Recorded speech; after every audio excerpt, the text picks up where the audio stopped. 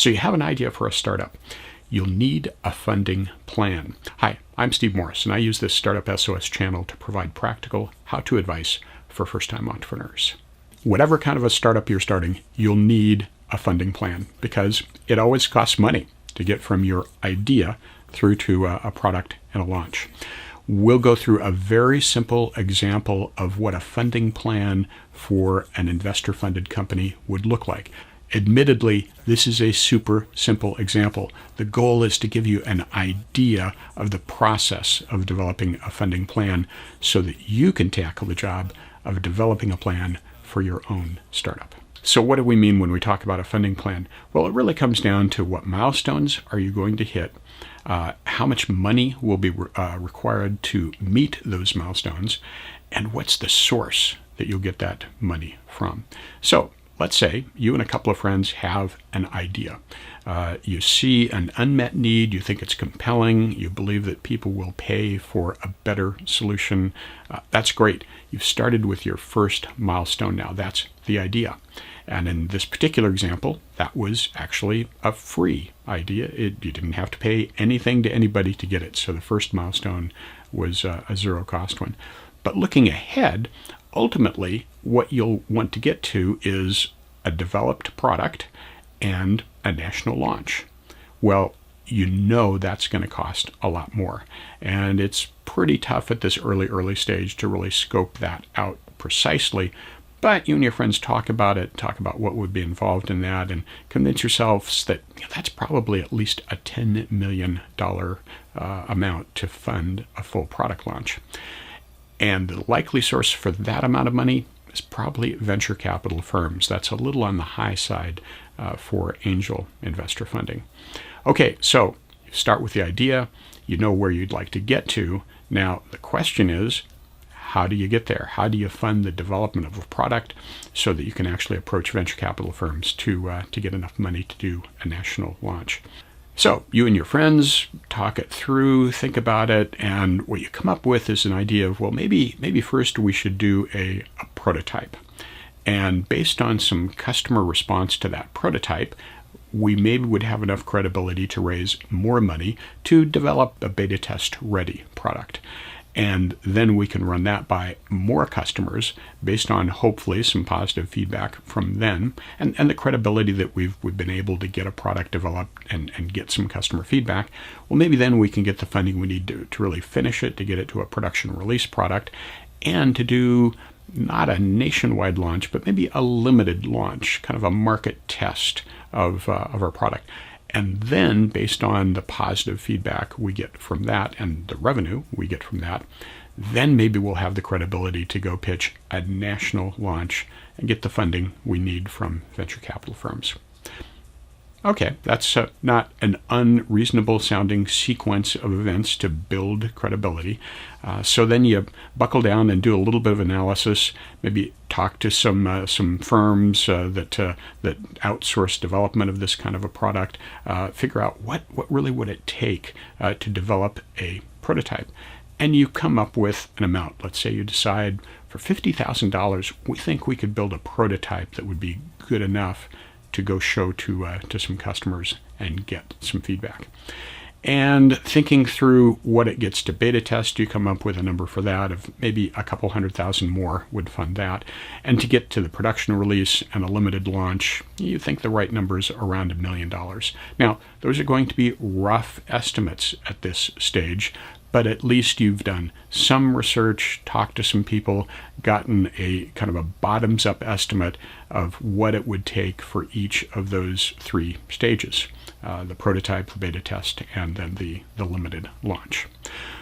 Now, the next question would be, what's the source of that amount of money? And you're thinking, well, $50,000, the three founders maybe compare notes and decide, gosh, no. We, between the three of us, don't have enough money to write a $50,000 check. So we need that to come from somewhere else. How about friends and family? Again, you compare notes and decide, we know enough friends and family that we think we could get maybe 5 people to write a $10,000 check, and then we would have the money that we would need for doing the prototype. Okay, so you've identified now a feasible source for the funding for that particular milestone. Once you have the prototype and you get some more credibility through customer feedback, then a source for the $200,000, you decide, well, that seems like a reasonable amount for some angel funding for a really early seed round. And then to get to the limited launch, well, that's $1 million. That also feels like a reasonable amount for angel level funding. Okay, so now we've identified the sources that we think are feasible and that we think we would have access to. Now the next question would be, what kind of a mechanism do we use in raising the money? What kind of an investment tool or an investment instrument do we use? Well, for friends and family, it certainly wouldn't be unreasonable to do something like a convertible note or maybe a pre-money safe. Nice thing about those two options is they don't involve doing a valuation of the company. And in this early stage, that might be a nice thing to avoid. Or you could maybe do a post-money safe and actually do a valuation. But whatever the case, a convertible note or a safe, a simple agreement for future equity, is probably a reasonable approach for the friends and family. But it also fits for the angel rounds, both for the $200,000 for the beta test as well as the $1 million for the limited launch. Now, when you get to the venture capital round, for larger amounts of money, they're probably going to want to do a priced round, which means you're going to pay more in legal fees. But if you're raising tens of millions of dollars, well, paying $30,000 or $40,000 or $50,000 in legal fees doesn't hurt quite so bad. Okay, so we have several steps in our funding plan. Now, going back to the top, though, the prototype stage, the question is, we on the one hand, we believe that our friends and family have enough money to be able to fund $50K, so it's a feasible source. The question is, do we have access to that source? In other words, with our idea, with no work behind it whatsoever, aside from the idea, can we approach friends and family and successfully extract $10,000 checks from 5 people? Well, you talk about it and you decide, probably not. I mean, we really haven't done any research, any work. This is really just an idea, and it might be tough to convince people to write checks based on an idea. So you decide that you actually need to add an interim milestone, a milestone of customer discovery, where you actually spend some time going out and talking to prospective customers and verifying that there is a compelling need, that you were right in your belief, and that indeed there is a strong interest in a solution and something that people actually sound like they would be willing to pay for. Okay, so how much would that cost? Well, you decide you'll need a little bit of travel funding, maybe, but not a lot. Say $3,000 would cover it. The 3 founders look at their savings account and decide, hey, we can fund that through our savings. Okay, that's great. You've now identified a first milestone that you can fund, that you believe is going to get you a result, feedback from customer discovery, that will give you more credibility, enough credibility to convince friends and family that this is a real viable idea and that perhaps they should write $10,000 checks.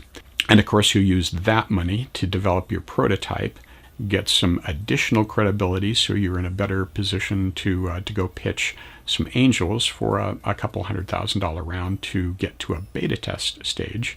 That customer feedback then gets you the credibility to go back and get a little more money for more of a production release and doing the limited launch. And then finally, you're ready, hopefully, for that venture capital round. Now, that's a very simple example of a funding plan. Yours will be different. It'll probably be more complicated. It'll have more steps to it. But I hope that helped give you an idea of what the thought process is like and what the concept is of a funding plan for a startup. So just a few observations on the funding plan. First of all, as you saw, this funding plan we just went through had multiple rounds. It was a very, very simple one with not that many rounds, but it did have multiple rounds. And that's typical. It's pretty rare in funding a growth company that you get to cash flow positive or you get to your product launch with just one round of funding. And as you heard, it all had to do with fundable milestones. So we were identifying the particular sequence of milestones we wanted to hit, and then basically going back and saying, okay, how do we fund those? What's the source of funding that could fund each of those milestones? Now, the question of how much does it take to fund each milestone that's not something you just guess at. That's something that you do a cash flow analysis for. So you think through step 1, 2, 3. What do you have to do to meet that milestone? What people resources will it take? What capital resources? What services? In general, what is the expense that's going to be required to meet that milestone? And then you pad it some, because people tend to be a little over-optimistic. Things almost always take longer than you think they will and cost more than you'd like to think they should. And then you pad it a little bit more, because once you reach that milestone, you need enough funding to still stay alive to give you time to raise the next round. And as I mentioned, each milestone, you're looking at what's the source of funding for that milestone. And there's really two questions that you ask. One is, what's a source that can fund this amount of money? For example, we thought we knew enough friends and family to fund $50,000. But then there's the second question of, do you have access to that source? With friends and family, we thought they had the money, that they could do it, but we figured that, we just have an idea. We actually don't have access to that funding source yet because we don't have enough credibility. We haven't done our homework. We need to be able to show that we've done some research to verify, to validate this idea. So that is the other piece, is the accessibility to that source of funding. And again, in the thought process we went through, we had to add an interim milestone to increase our credibility, to give us access to that milestone. And fortunately, that very first one we added in terms of customer discovery was inexpensive enough that we could indeed afford that with a source that we had available to us, that source being our savings. As you can tell, you have to plan multiple steps ahead in putting together a funding plan, because the milestone that we're looking at, its purpose is to prepare us to get funding for the next milestone. So we have to be thinking multiple steps ahead in terms of how much the milestones cost, and does each milestone give us the basis, the credibility, to be able to get the funding for the next milestone. It's kind of an iterative process you go through to get to a feasible result in your funding plan. And finally, you will certainly be revising and refining your funding plan over time. The more headway you make, the smarter you'll get, the more information you have, the more resources you have access to do better and better planning with more and more resolution in your funding plan. So, of course, your early version of a funding plan is going to be wrong, but it still has value in helping you focus on at least the next step in the process. And again, over time, you'll refine the plan and it will get better and better.